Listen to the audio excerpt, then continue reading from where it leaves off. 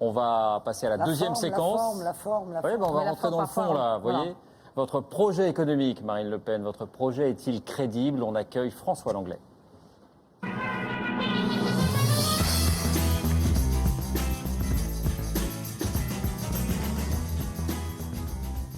Bonsoir François. Bonsoir David. Alors, ce projet, vous l'avez épluché, ces propositions, elles ont suscité chez vous quelques questions que vous allez poser à Marine Le Pen. Vous avez 20 minutes. Bonsoir Madame Le Pen. Bonsoir Monsieur Langlais. Alors on va d'abord parler, si vous le voulez bien, pouvoir d'achat et inflation. Vous projetez de mettre en place une série de nouveaux prélèvements, notamment aux frontières, et en particulier, je me suis intéressé à la contribution sociale sur les importations. Il s'agit d'un prélèvement qui frappera à hauteur de 3% l'ensemble des importations françaises. On va peut-être voir ça sur un petit tableau. Les importations françaises aujourd'hui, c'est peu ou prou 500 milliards d'euros quand on additionne les biens et les services. 3% de cette somme-là, ça fait 15 milliards d'euros qui seront prélevés. Qui va payer cette nouvelle taxe? Tout à fait. Évidemment, les entreprises qui, par le biais de cette contribution sociale à l'importation, vont payer 3% des biens qu'elles font entrer en France. Ça ne veut pas dire qu'il y aura, et vous le savez bien, Monsieur Langlais, une augmentation de 3% du produit final. Car enfin, quand vous faites entrer un produit brut, il y a, après, la transformation, par définition des frais salariés, de la distribution, etc. Et donc, il est communément admis qu'une taxe de 3% sur un produit importé entraîne une augmentation maximum de 0,9% à l'arrivée. Mais il faut savoir pourquoi je le fais, Monsieur Langlais. On va y venir dans un instant. Je comprends toutefois pas très bien, parce que vous étiez, il y a quelques semaines, contre la TVA sociale, parce qu'elle allait plomber le pouvoir d'achat. Au journal de 20h, sur France 2, le 5 janvier, vous dites « Ils augmentent de 3 points la TVA ». Vous imaginez ce que ça va donner sur le pouvoir d'achat des classes populaires ou des classes moyennes qui n'arrivent pas à s'entretenir. J'ai envie de vous retourner la question. Est-ce que vous ne craignez pas, justement, d'augmenter les prix de façon quand même substantielle? Notamment parce que vous évoquiez les produits transformés, mais il y a aussi le pétrole, le gaz qu'on achète, alors qu'on n'a évidemment pas de produits de substitution. Vous êtes sûr que vous avez lu mon projet, Monsieur Langlais? Attentivement. Bon. Je ne crois pas attentivement, en l'occurrence. Vous pouvez me faire confiance. Voyez bien, vous rendez bien compte tout de suite que 3 points d'augmentation de la TVA sur un produit payé par le consommateur n'est évidemment pas du tout la même chose que 3% sur un produit à l'importation. Ce n'est pas du tout la même chose. D'abord parce que la TVA sociale s'applique y compris sur les produits français. Ce qui n'est pas le cas de ma proposition, puisque moi, je suis vraiment pour le Made in France. C'est-à-dire que je ne fais pas que le dire, je mets aussi en place, permettez-moi de terminer, Monsieur Langlais, ce sera gentil, merci. Je mets aussi en place les conditions pour que les produits français bénéficient d'un avantage sur les produits qui sont importés.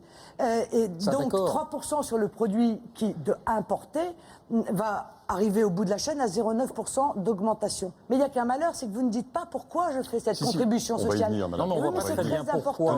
Dans un cas, 3%, ça fait 3% d'augmentation des prix. Dans l'autre cas, 3%, ça fait 0,9%. Dans les deux parce cas, que 3% d'augmentation de la TVA, c'est sur le produit qui est acheté par le consommateur. Immédiatement, c'est une augmentation sur le produit acheté par le consommateur.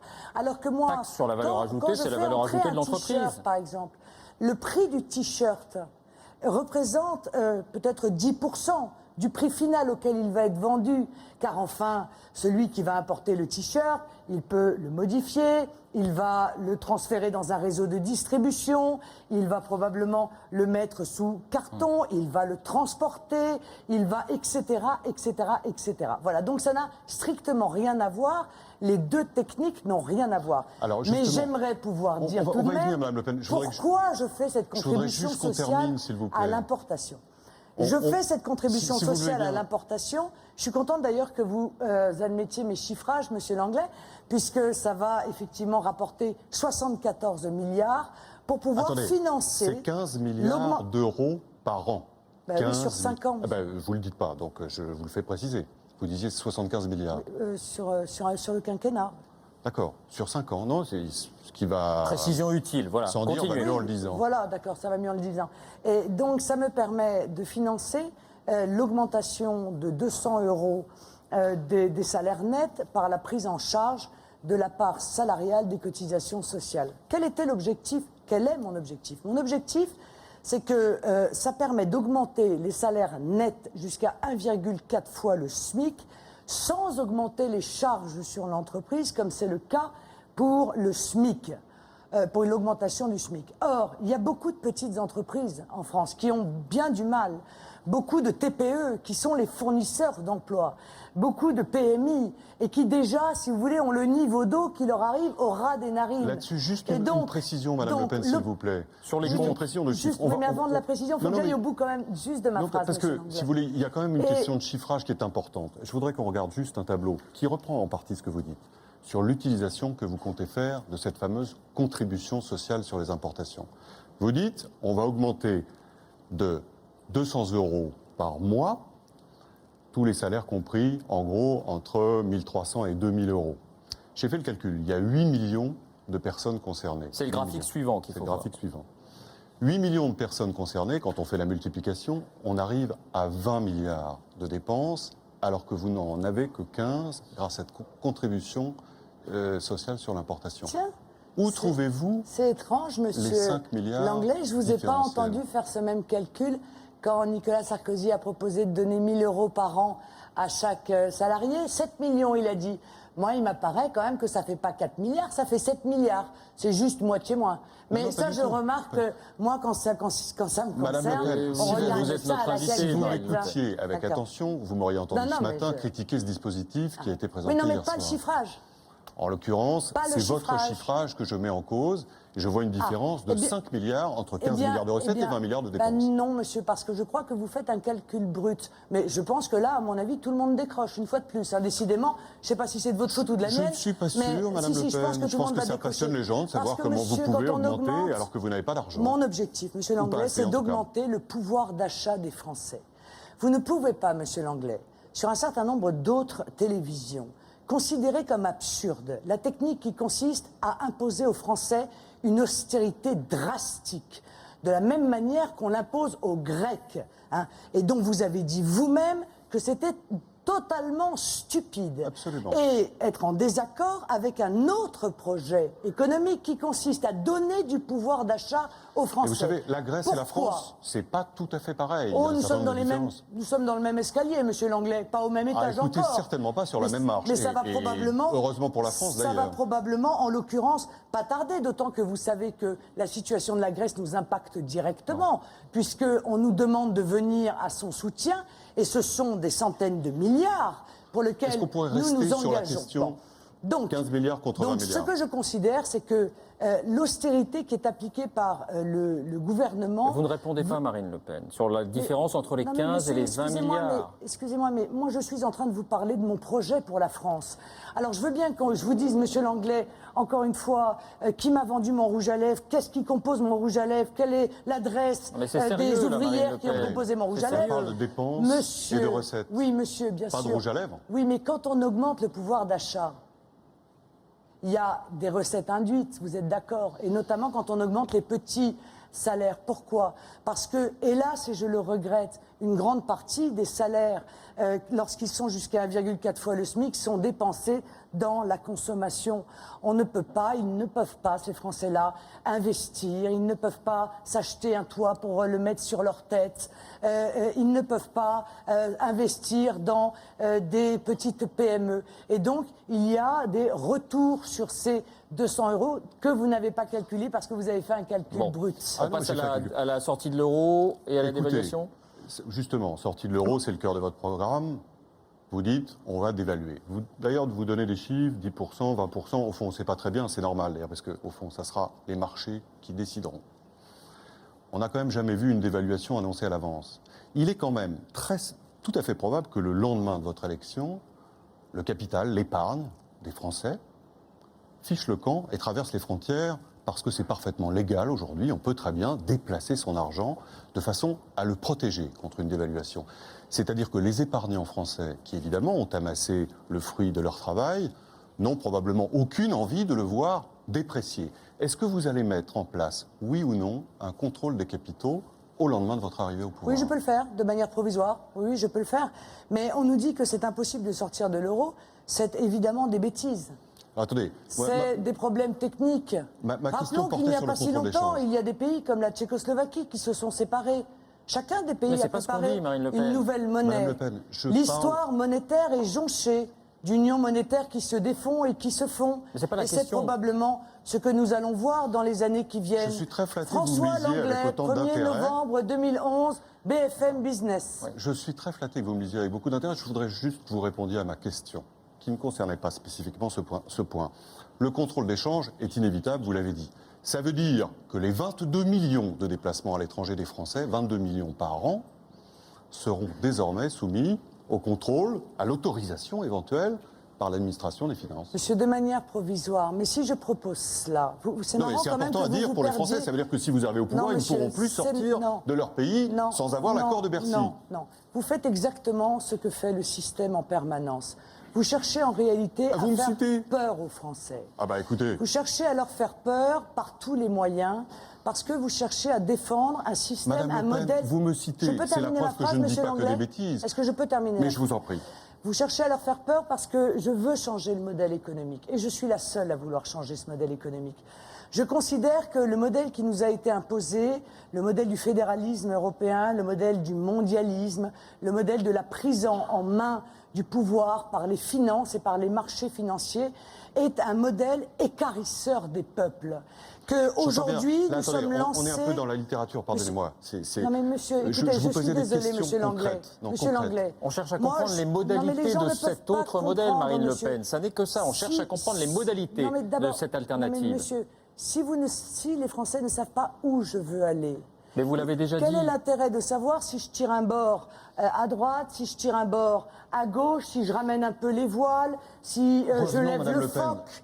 L'important, si vous voulez, au-delà de ça, c'est de savoir où je veux aller. Or, depuis le début de l'émission, on n'a pas évoqué ça. Où est-ce que je On est en plein veux dedans. aller? Je veux aller à la liberté de la France. À la Je sortie de veux que la l'euro, la souveraineté. souveraineté nationale soit rétablie. Je On l'a veux bien que entendu. les Français puissent décider, monsieur Langlais, quelle politique ils se font appliquer. Je veux qu'ils décident de L'élection leur est faite pour ça. budget. Or, il y a eu un événement qui a été passé sous Je silence voudrais tout de même. juste prolonger un Hier. instant sur la dévaluation, Madame Le Pen. Ça a évidemment un impact important sur la dette publique française. La dette publique française, elle est aujourd'hui libellée en euros. C'est notre monnaie. Elle fait 1700 milliards, comme vous le dites dans votre programme. Elle est détenue, on va regarder ça sur un graphique tout de suite, aux 2/3 par des investisseurs étrangers. Je me souviens à l'époque où nos responsables politiques, d'ailleurs, allaient dans le monde entier pour vendre notre dette. Je Ça ne suis pas sûre continue. que c'était une très bonne idée. Ça continue.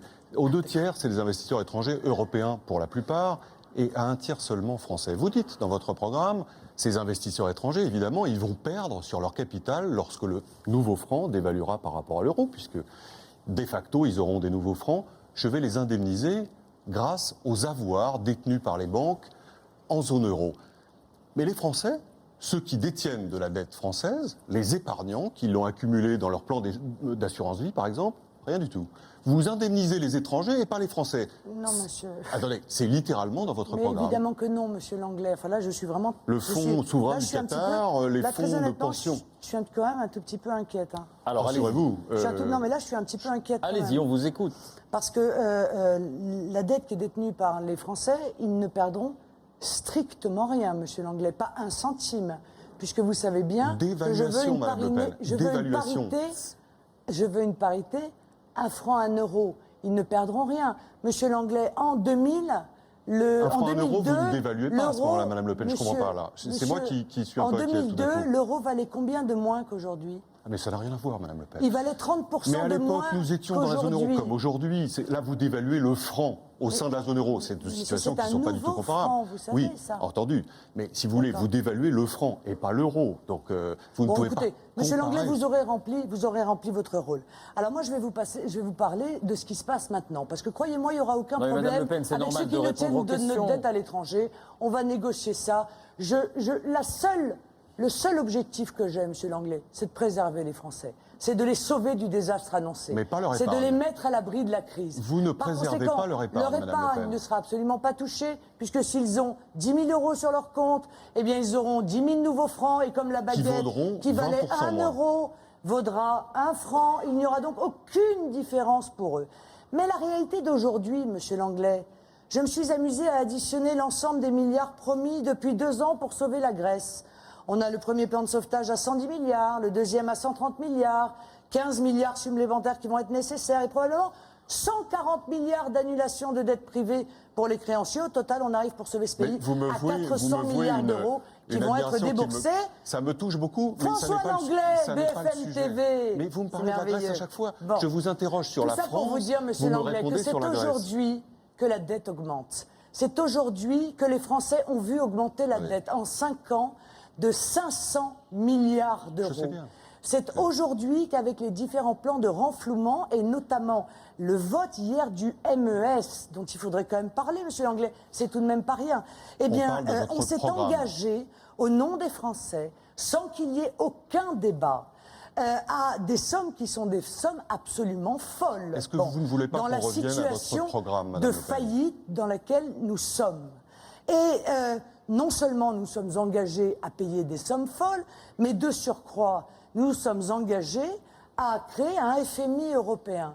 C'est-à-dire que si nous ne respectons pas ce qu'exigent de nous nos usuriers, eh bien c'est la BCE et la Commission européenne qui viendront prendre les manettes de notre pays, comme ils l'ont pris en Grèce. Est-ce que ça n'est pas une information qui est essentielle? Marine Le Pen. Est-ce qu'il n'est pas essentiel de savoir quels sont les candidats à la présidentielle qui sont d'accord? On est là pour parler de votre programme. Mais monsieur, je vous en parle. On va parler d'un sujet où vous ne pourrez pas évoquer la Grèce. On a entendu que vous étiez contre. Parce que je refuse de demander aux Français des centaines de milliards de sacrifices pour aller rembourser des dettes de la Grèce, alors que nous savons que nous ne serons nous-mêmes jamais remboursés, et alors même que l'on demande aux Français des sacrifices qui sont inouïs et dont probablement la plus grande partie, évidemment, seront réclamés après l'élection présidentielle. On a entendu votre position, on revient à votre programme. Il nous reste un peu moins de 4 minutes. Est-ce qu'on va parler de la sécurité sociale, de la protection sociale d'une manière générale? On va faire ça, David. On va parler de la santé. Et là, vous ne pourrez pas invoquer la Grèce. Quoique le régime crétois soit l'un des meilleurs du monde. Vous voulez restaurer l'équilibre des comptes et parallèlement, vous annoncez tout un tas de dépenses. Augmentation des remboursements, création de centres hospitaliers en zone rurale, formation de médecins supplémentaires, développement du dossier médical personnalisé, des maisons de santé. Vous parlez même, je vous cite, d'impulser une nouvelle politique du médicament qui sortira des logiques purement comptables. C'est bien. Bon, la seule question qui se pose, quand on regarde les déficits de la sécurité sociale qu'on va voir s'afficher dans un instant, je n'ai aucune responsabilité, monsieur Langlais. La question que je vous pose... Vous admettrez avec moi que ce sont ceux qui nous ont dirigés depuis 20 ou 30 ans qui sont responsables de cela. Sur ce sujet. Très bien. La question qui se pose... Non, parce que je finis par me demander si je ne suis pas responsable de ça aussi. La question que je vous pose, c'est comment allez-vous financer ces dépenses nouvelles et rétablir les comptes, alors que les mesures que vous proposez, c'est la suppression de l'aide médicale pour les étrangers, 600 millions d'euros, on parle de 25 milliards sur les déficits. C'est évidemment la lutte contre la fraude. Elle rapporte, d'après la Cour des comptes, 458 millions d'euros par an. Ah bon? C'est pas énorme. Ah bon? J'ai vu un rapport parlementaire, c'était 40 milliards. Non. Ce qui rapporte, ce qui rentre dans les caisses de l'État, c'est la Cour des comptes qui le dit, c'est 458 millions en une année. Comment faites-vous? On parle de la fraude, monsieur. On parle de la fraude, c'est exactement ce dont je parle également. Comment faites-vous? Alors, monsieur Langlais, il y a 10 millions de fausses cartes vitales en circulation en France sur 60 millions. Donc je vais déjà régler ce problème. D'où sortez-vous ce chiffre? Ah, mais écoutez, je vous transmettrai mes liens directs, puisque c'est un organisme officiel, en l'occurrence de l'État, qui le dit. Il dit, il y a 60 millions de cartes vitales en circulation et il n'y a que 50 millions de bénéficiaires. C'est un rapport de l'IGAS qui date de 2004 qui parle de risque de fraude très limité. Je suis probablement pas très bonne en maths. Et qui nous dit également que 35 millions de cartes ont été détruites. Non, voilà. Lisez le rapport jusqu'au bout. L'IGAS, l'Inspection Générale des Affaires Sociales, nous dit que les risques de fraude sont très limités et depuis, on a détruit 35 millions de cartes. En fait, il y en avait des surnuméraires, parce qu'on en avait une nouvelle chaque fois qu'on déménageait ou qu'on changeait Monsieur, d'employeur. je veux prendre ce problème au sérieux et régler définitivement le problème de la fraude. Et pour cela, il va falloir prendre un certain nombre de décisions, et notamment que les cartes vitales soient protégées, au même titre que le sont d'ailleurs les passeports. On ne comprend pas bien pourquoi les passeports sont aussi sécurisés, et les cartes vitales qui pourtant entraînent évidemment des sorties de fonds de la part des Français. Ça, c'est très raisonnable. Ne le sont pas. C'est gentil, merci. Ça ne rapportera jamais les sommes que vous escomptez. Quand je dis que je vais sortir la logique du médicament, c'est que je pense que nos dirigeants politiques sont bien souvent entre les mains des laboratoires. Il y a d'ailleurs des conflits d'intérêts qui devraient être révélés. Mais comment on fait pour trouver 25 milliards? C'est ça la question. Vous voyez, Marine quand Le Pen. moi, 25 milliards. encore une fois, monsieur, si je peux terminer, Mais parce bien que sûr, mais je sais que vous êtes... Restons sur le Même sujet. dans un tribunal, vous savez, en général, même chez un juge d'instruction, Il n'y a pas de tribunal ici, en règle Marine Le générale, Pen. Il n'y a que des lorsqu'on pose questions. une question, même le juge d'instruction, il attend la fin de la réponse. Mais soyons sur le sujet. Voilà. Lorsque je parle de lutter contre cet aspect commercial du médicament, c'est que je crois que, honnêtement, les laboratoires vendent des médicaments et que nous gaspillons en la matière. Et je pense que la vente du médicament à l'unité, notamment, est une des pistes extrêmement intéressantes pour éviter un gâchis qui est inimaginable et qui pèse directement sur la sécurité sociale. Parce que quand vous avez besoin de 6 comprimés et qu'on vous en vend 24, évidemment, ça n'est pas une bonne affaire pour la sécurité Il n'y sociale. a aucun doute là-dessus. Deuxièmement, monsieur, je veux supprimer notamment l'aide médicale d'État. Et vous le 600 millions savez, d'euros. l'aide 600 millions médicale d'euros. d'État, c'est la prise en charge à 100% pour les clandestins des frais de santé, au moment même d'ailleurs où les Français, eux, ne sont pas pris à 100% pour l'immense majorité d'entre eux. Et d'ailleurs, ils sont un tiers aujourd'hui à être obligés de renoncer à se soigner correctement parce qu'ils n'en ont plus Vous les dites aussi, Madame Le moyens. Pen, il faudrait que Ça- les étrangers en situation régulière cotisent pendant 1 an Oui. avant de recevoir le moindre droit.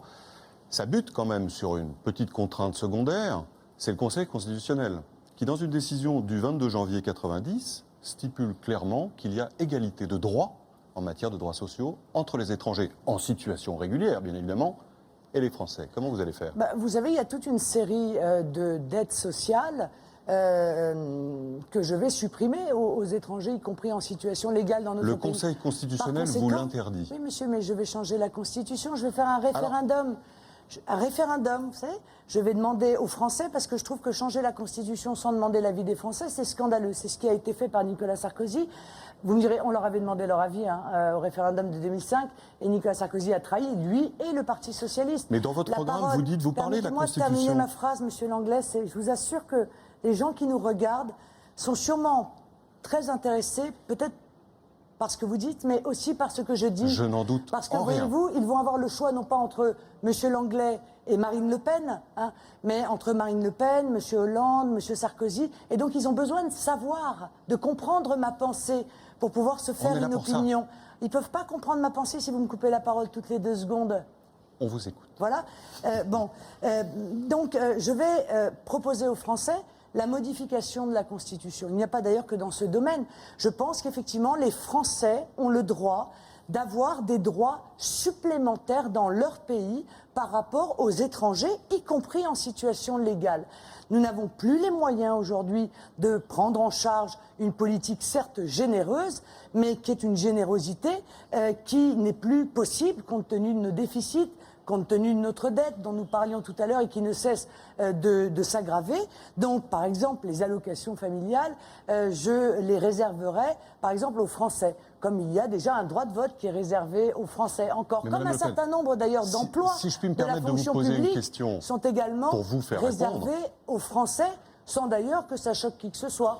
Comme l'exception culturelle française est aussi on réserve une part à la création française sans que ça ne François, choque dernière personne. question. Dernière question justement sur la Constitution, parce que je suis un peu troublé, parce que vous dites dans votre programme, la Constitution, plus largement le bloc de constitutionnalité, c'est-à-dire l'ensemble des décisions qui ont été prises, c'est la norme suprême à laquelle doit se conformer l'intégralité du droit français. Ça veut dire que ce n'est pas la Constitution actuelle, c'est celle que vous aurez modifiée.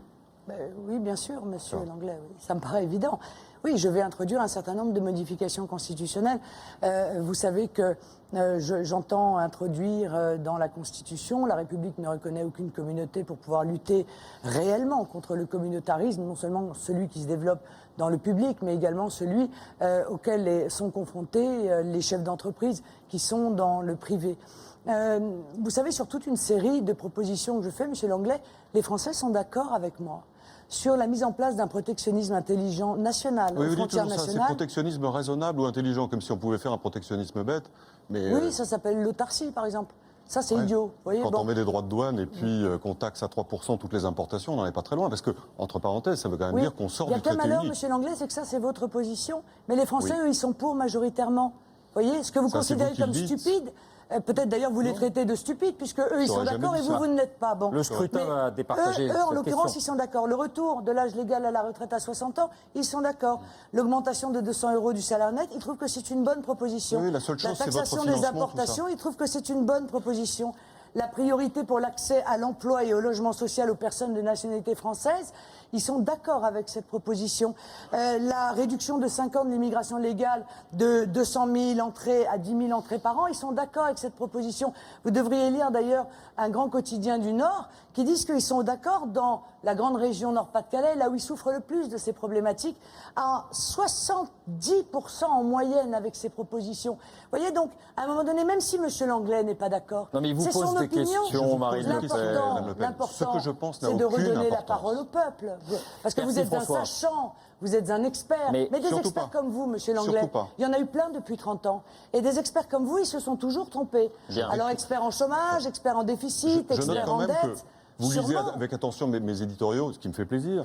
Mais, Oui, mais d'accord, mais vous êtes je d'accord récuse avec moi complètement quand vous ce êtes à terme. BFM et vous n'êtes plus d'accord avec moi à chaque fois que vous êtes Je à vous France pose la 2. question. Il y a quand même un léger problème, On honnêtement. pose des Je questions vous pour pose mieux des connaître questions, votre madame. programme. Non, c'est Merci pas des François. Moi j'ai une questions, toute ça. dernière question C'est un économique à débat vous poser. de techniciens. Non, Bon, c'est pas c'est seulement un bien. débat, c'est des questions. C'est bien, c'est des un débat questions de avec des techniciens. chiffres. Comme Donc ça on voit plus va clair. voir qui va avoir la meilleure note à HEC, entre nous deux, c'est Non, ça on verra surtout le 22 avril si les Français sont effectivement d'accord avec vos Ah, ça, propositions. c'est mieux, mais il Merci faudrait François. qu'ils les connaissent. Voilà, ben, vous les avez exposés. J'ai une dernière question à vous poser, très concrète. Florange, si vous êtes demain élu à l'Élysée, à la présidence de la République, est-ce que vous direz je vais sauver les hauts fourneaux de Florange, 5000 emplois en jeu? La question se pose en ce moment.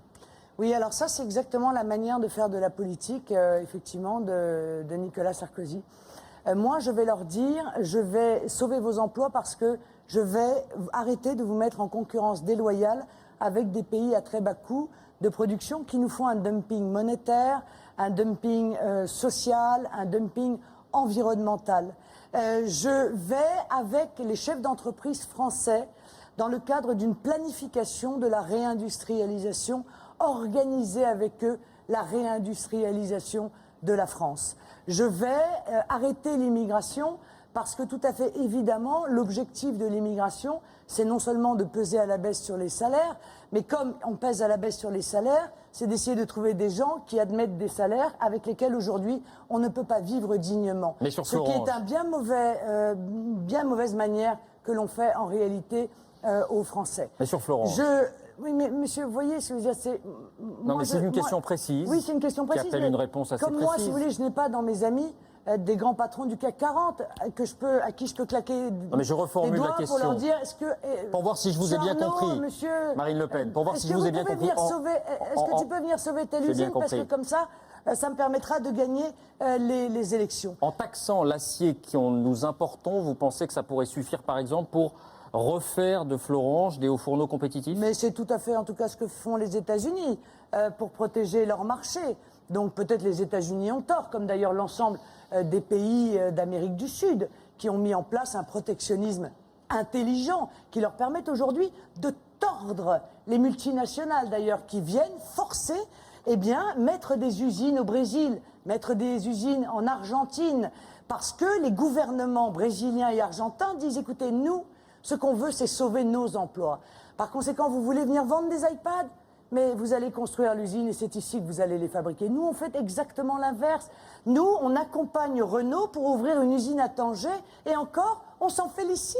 On trouve que c'est merveilleux et on oublie évidemment les ouvriers qui regardent cela avec qu'est-ce que vous voulez, avec une incompréhension totale. Parce que voir l'État accompagner les délocalisations, voir l'État passer des commandes à des entreprises qui sont étrangères, sous prétexte qu'il est interdit par Bruxelles d'acheter par l'État ou par les collectivités territoriales des produits qui sont français, c'est ahurissant dans la situation dans laquelle nous sommes. Ce que je tiens à vous dire tout de même, c'est que moi je dénonce et j'accuse ce soir toute une série de grandes entreprises qui ont reçu manifestement des instructions très précises de la part de l'Élysée pour repousser l'annonce de plans sociaux. C'est ce que dit la CFDT. Tout à fait, de grande importance. Avez-vous des preuves? Et la manière dont le pouvoir, Nicolas Sarkozy en l'occurrence, excusez-moi, je suis désolée, c'est lui qui est à l'Élysée, hein, par l'intermédiaire de son ministère, réclame comme un geste pour sa campagne Vous avez des à preuves? des grandes entreprises de repousser les plans de licenciement après l'élection est en même temps d'un cynisme inouï et objectivement assez déshonorant pour ceux qui commettent de tels actes à l'égard des salariés et des travailleurs et des ouvriers. Mais vous avez des preuves? Monsieur, la preuve arrivera si... j'en suis sûr d'ailleurs, juste après l'élection présidentielle. Bien. Et il y a des preuves qui arrivent comme ça, dans un temps bien précis. Merci François. Merci Madame Le Pen. Quelques Merci, instants. Monsieur Langlais.